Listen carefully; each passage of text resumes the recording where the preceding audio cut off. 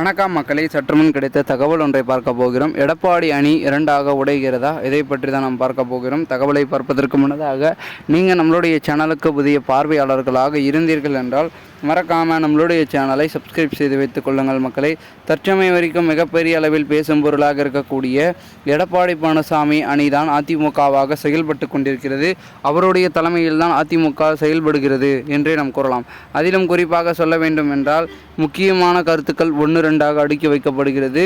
மேலும் தற்சமயம் வரைக்கும் மிகப்பெரிய அளவில் பேசும் பொருளாக இருக்கக்கூடிய மிகப்பெரிய அளவில் ஒரு அடுக்கடுக்காக வைக்கக்கூடிய ஒரு நிகழ்வு என்னவென்றால், அதாவது ஒட்டுமொத்தமாகவே இருக்கக்கூடிய நம்மளுடைய முக்கிய அங்கமாக அதிமுக தற்பொழுது வேலுமணி, தங்கமணி, ஜெயக்குமார், சி.வி. சண்முகம், தற்பொழுது இருக்கக்கூடிய செங்கோட்டையன் என பல்வேறு விதமானவர்கள் எடப்பாடி அவர்களுடைய ஒரு எதிர்வலையை வீச தொடங்கி விட்டார்கள். போர்க்கொடியை தூக்க ஆரம்பித்து விட்டார்கள் என்றே நாம் கூறலாம். குறிப்பாக சொல்ல வேண்டும் என்றால் இவர்கள் எல்லாமே அதிமுகவின் தலைமையை மாற்றப்பட வேண்டும், தலைமையில் எடுக்கக்கூடிய முடிவுகள் சரியில்லை, அதனால்தான் தோல்வியை தழுவுகிறது அதிமுக தொடர்ந்து, அப்படி இப்படி என்று பல கருத்துக்கள் முன்வைக்கப்பட்டிருக்கிறது.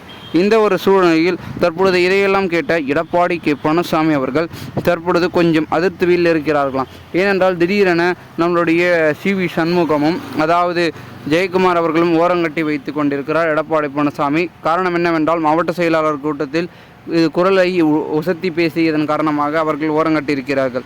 அதனால்தான் ஜெயக்குமார் சொல்லக்கூடிய செய்திகளை கே.பி. முனுசாமியும் ஆர்.பி. உதயகுமாரும் சொல்லி கொண்டிருக்கிறார்கள்.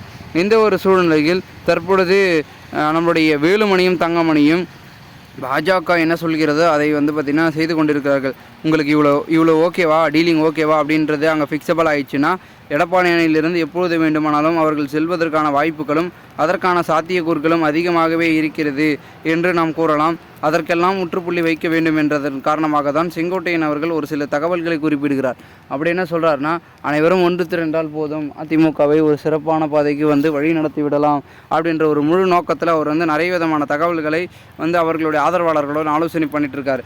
ஆனால் எடப்பாடி காதுக்கு இது எட்டினால் கண்டிப்பாக அவர் ஒப்புக்கொள்ள மாட்டார். ஏன்னா அனைவரும் உள்ளே வரதை அவர் ஏற்றுக்கலை, ஏன்னா எல்லாம் ஒன்று சேர்ந்துட்டாங்கன்னா நமக்கான பதவி கிடைக்காது அப்படின்ற பயத்தில் இருக்காரா, இல்லை என்ன நடக்க போகிறது அப்படின்ற ஒரு பதற்றத்தில் இருக்காரா அப்படின்றது தெரியப்படாமல் இருக்குது. இதனால் பல கட்ட சிக்கல்களும் பிரச்சனைகளும் ஒரு பக்கம் இருந்து கொண்டிருக்க அடுத்து என்ன நடக்க போகிறது அப்படின்ற ஒரு சூழல் தான் நடைபெறுகிறது. ஏனென்றால் விக்கிரவாண்டி இடைத்தேர்தல் ஒன்று வந்துவிட்டது. அதில் அதிமுக ஒன்றுபட வேண்டும் என்று பார்ப்பார்கள். ஓகேங்களா, சும்மா இல்லைங்க. அதிமுகவுக்கு வாக்கு செலுத்துகிறாங்கன்னா இரட்டைலிக்கு எல்லாம் ஒன்றாக்கிறாங்களா, இல்லை சண்டை போட்டு அவங்கவுங்க துண்டுகளாக சிதைந்து இருக்கிறாங்களா அப்படின்னு பார்ப்பாங்க. அதை பார்த்து தான் வாக்கு செலுத்துகிறாங்க. மக்கள் என்ன யோசிக்காமல் அப்படியே இரட்டையிலேயே கொடுத்துட்ருக்காங்களா, என்ன ஏதுன்றது அலசி ஆராய்ந்த பிறகு தான் அனைத்தையும் பார்த்திங்கன்னா சொல்கிறாங்க. ஸோ இந்த ஒரு சூழலில் தற்பொழுது நம்மளுடைய முக்கிய அங்கமாக இருக்கக்கூடிய நம்மளுடைய பார்த்திங்கன்னா இபிஎஸ் தலைமையிலான இருக்கக்கூடிய அதிமுக மேலும் 2 துண்டுகளாக ஒன்றிச்சுன்னா கண்டிப்பாக பெரும் சிக்கலையும் பின்னடைவுகளும் சந்திக்கும் அப்படின்னு சொல்லிட்டுருக்காங்க. பொறுத்திருந்து பார்ப்போம் என்ன நடக்கிறது என்பதை. மேலும் இது போன்ற நீங்கள் அரசியல் சார்ந்த நிகழ்வுகளாம் தினசரி தெரிந்து கொள்ள சேனலை சப்ஸ்கிரைப் பண்ணுங்கள். நன்றி, வணக்கம்.